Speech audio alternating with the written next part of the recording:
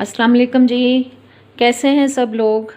जी मैं भी बिल्कुल ठीक हूँ और आप सबको, अपने देखने वालों को, अपने YouTube channel cooking with Fasiha Rizwan पे वेलकम कहती हूँ। आज मैं साग बनाने लगी थी। मैंने सोचा क्यों ना चलें इसकी रेसिपी बना ली जाए, वीडियो रिकॉर्ड कर ली जाए। और साग मैंने लिया था जी 4 बंच जो हैं मैंने साग के लिए थे, सरसों का साग। और इसको मैंने अच्छी तरह से साफ़ किया।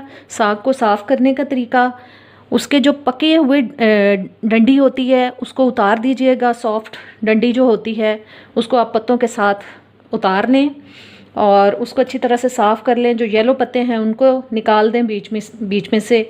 और मैंने उसको मोटा मोटा काटा है क्योंकि मैं प्रेशर कुकर में इसको पकाऊंगी। और अगर आपने वैसे नॉर्मली उसको बनाना है तो थोड़ा बारीक काट लें। मैंने थोड़ा मोटा काटा है और ये देखें रफली मैंने उसको काट लिया है मोटा मोटा सा। 4 बंच मैंने बताए हैं कि साग के थे, यानी 1 किलो का बंच भी लगाएं तो तकरीबन 4 किलो साग था, जिसमें से साफ़ होके गंद निकल गया और ये सारा साफ़ जो साग है इतना रह गया। और एक जो बंच है मैंने पालक का मंगाया था तकरीबन 1 किलो का, वो भी मैंने साफ़ करके अच्छी तरह से उसको अच्छी तरह से वॉश कर लिया। इन दोनों चीज़ों को मैंने 3-4 पानी अच्छी तरह से धोया है। साग को, पालक को हमेशा खुले पानी में, खुले बर्तन में डाल के धोना चाहिए 3-4 दफ़ा, क्योंकि बहुत ज़्यादा मिट्टी होती है और अगर इसको हम साफ़ नहीं करेंगे, साफ़ नहीं धोएंगे अच्छी तरह से तो आपको उसके अंदर मिट्टी खाते हुए महसूस होगी। और इसमें बाथू भी जाता है, जिसको बाथू भी कहते हैं हम पंजाबी लोग, बाज़ लोग बथुआ भी कहते हैं इसको। और मुझे वो असल में मिला नहीं, अभी इस्लामाबाद में वो आया ही नहीं है। तो बेटी मेरी कह रही थी कि साग बनाएं, हमारे घर में बहुत शौक़ से खाया जाता है। तो मैंने कहा कि चलें बाथू के बगैर ही बना लेते हैं। बाथू अगर हम डालेंगे तो उसको जो साफ़ करने का तरीका है, आप उसके सिर्फ पत्ते उतार लें और उनको, मतलब जैसे एक गड्डी जो है आप वो बाथू की ले लें। इस सारे साग में इतनी क्वांटिटी के लिए एक बाथू की गड्डी ले लें। ये 4 गड्डी जो है मैंने साग ले लिया है, एक मैंने पालक की गड्डी ली है। जी बाज़ लोगों को साग बनाना बहुत मुश्किल लगता है, इसको साफ़ करना थोड़ा मुश्किल होता है, लेकिन इसको पकाना बहुत ज़्यादा मुश्किल नहीं होता। एक दफ़ा आप पका लें तो फिर वो बंदा इजीली उसको बना सकता है। पानी मैंने पहले से रख दिया है बर्तन के अंदर बॉयल होने के लिए, कुकर के अंदर। जी ये तकरीबन 1.5 जग मैंने पानी डाला है इसके अंदर और इसको मैंने पहले से गर्म होने के लिए रख दिया था। पानी अब गर्म हो चुका है। अब इसके अंदर मैं साग को शामिल कर रही हूँ। ये देखें, अभी मैं इसको भर दूंगी और थोड़ी देर के लिए इसको मैं ऊपर से ढक दूंगी ताकि जो साग है वो थोड़ा पक के नीचे हो जाए। फिर मैं बाकी का साग भी इसके अंदर ऐड करती जाऊंगी।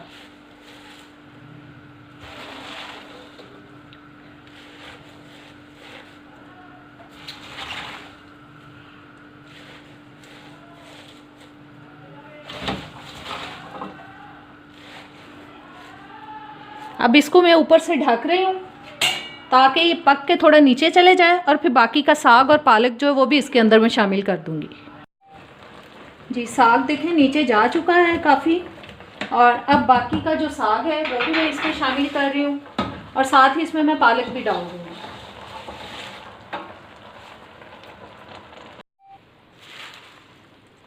ये अब पालक डाल रही हूँ मैं।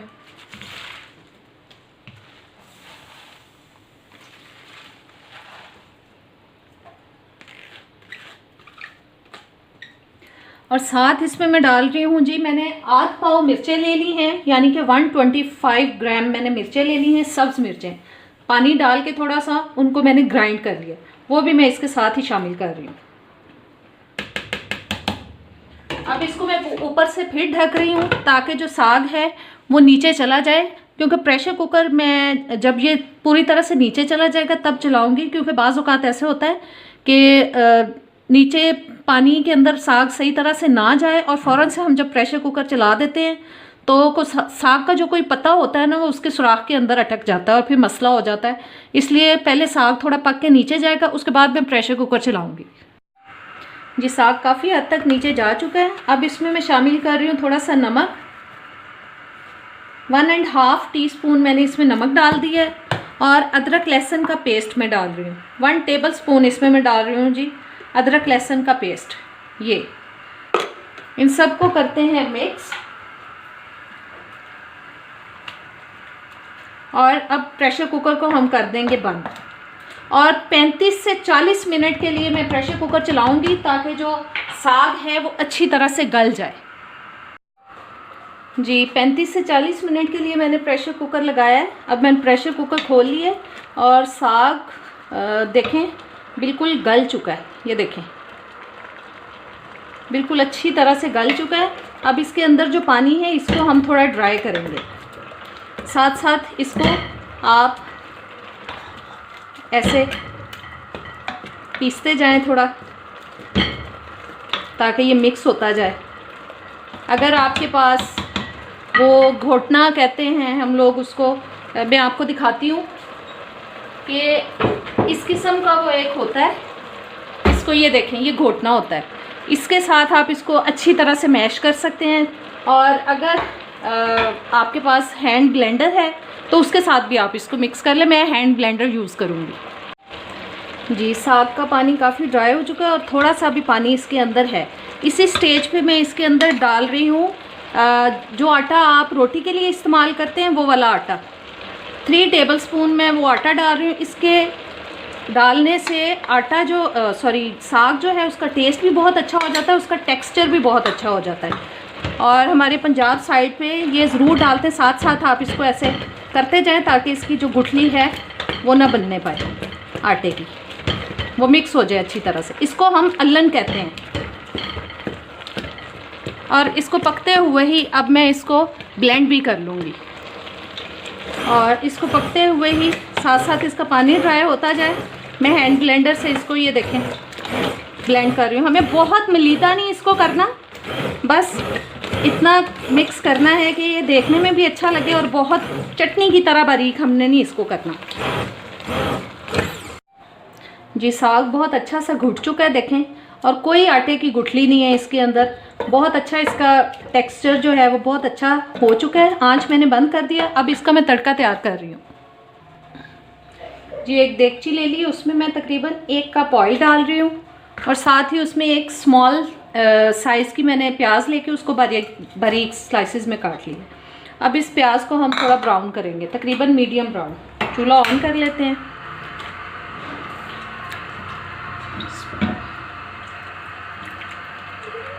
और साग के अंदर बहुत ज़्यादा तड़के में मसाले नहीं जाते, जस्ट उसके अंदर प्याज और अदरक लहसुन जाता है, टमाटर भी नहीं जाते। और नमक मिर्च आप अपने टेस्ट के हिसाब से, मैं टेस्ट कर चुकी हूँ और मुझे पता है कि अब मैंने उसमें कितनी नमक मिर्च जो है वो ऐड करनी है, क्योंकि हमने पकाते वक्त उसमें थोड़ा सा नमक 1.5 टीस्पून और सब्ज़ मिर्चें शामिल की थी। अब मैं इसमें उसी लिहाज से नमक और मिर्च शामिल करूँगी। जी प्याज जो है वो मीडियम ब्राउन हो चुकी है। अब इसके अंदर मैं शामिल कर रही हूँ 1 टेबलस्पून अदरक लहसुन का पेस्ट। थोड़ा सा मैं और डाल रही हूँ, हल्का सा, क्योंकि अदरक लहसुन की जो खुशबू है वो बहुत अच्छी लगती है साग के अंदर। साथ ही इसमें मैं थोड़ा सा पानी शामिल कर दूँगी। ये 1/2 कप तक मैंने पानी डाल दिया इसके अंदर। अब इसके अंदर हम स्पाइसेस डालेंगे। नमक डाल रही हूँ जी मैं 1 टीस्पून और लाल मिर्च डाल रही हूँ 2 टीस्पून। ये 2 टीस्पून लाल मिर्च चली गई।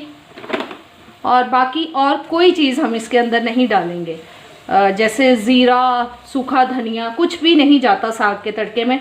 बस बहुत कम इंग्रेडिएंट्स जाते हैं, स्पाइसेस बहुत कम जाते हैं। नमक और मिर्च डालिए, हल्दी भी नहीं मैं डाल रही। और इसको अब मैं ऊपर से ढक रही हूँ ताकि जो प्याज है वो अच्छी तरह से गल जाए। ये इसको थोड़ी देर के लिए ढक के पका लेते हैं। जी मसाला तैयार हो चुका है और अब इसके अंदर ये साग शामिल कर देंगे सारा। इस तरह से मैं सारा साग इसके अंदर डाल दूंगी। जी सारा मैंने साग मसाले में डाल दिया और अब इसको अच्छी तरह से मिक्स करते हैं और 4-5 मिनट के लिए इसको हम पका लेंगे मसाले के साथ। ये जो ऑयल अभी आपको नज़र आ रहा है ये बिल्कुल नहीं नज़र आएगा बाद में। जी साग को मैंने 4-5 मिनट के लिए पका लिया है। अब इसमें मैं शामिल कर रही हूँ सब्ज़ धनिया और 3-4 कटी हुई सब्ज़ मिर्चें। इन सब को हम अच्छी तरह से मिक्स कर देंगे। ये हो चुका है जी हमारा मज़ेदार सा सरसों का साग तैयार। आँच मैं कर देती हूँ बंद और आपको डिश आउट करके दिखाती हूँ। जी आज की मज़ेदार सी रेसिपी हमारी हो चुकी है तैयार। ये देखें, अब खूबसूरती के लिए मैं थोड़ा सा सब्ज़ धनिया और सब्ज़ मिर्चें थोड़ी सी कटी हुई स्प्रिंकल कर रही हूँ इसके ऊपर। ये हो चुका है जी पंजाबी स्टाइल सरसों का साग तैयार। उम्मीद करती हूँ आपको ये रेसिपी अच्छी लगी होगी। अच्छी लगी हो तो इसको लाइक और शेयर ज़रूर कीजिएगा। मेरे चैनल पर नए आए हैं तो प्लीज़ सब्सक्राइब कर दें, बेल के बटन को प्रेस करें और ऑल के ऑप्शन पर क्लिक करना मत भूलिएगा। उसको क्लिक करेंगे तो मेरी सारी वीडियोस का नोटिफिकेशन आप तक आएगा। उम्मीद करती हूँ कि इसको आप ज़रूर ट्राई करेंगे और फिर मुझे कमेंट्स में बताएंगे कि आपको ये रेसिपी कैसी लगी। बहुत मज़े का साग बनता है, ऐसे ज़रूर ट्राई करें। इजाज़त दें, अल्लाह हाफिज़।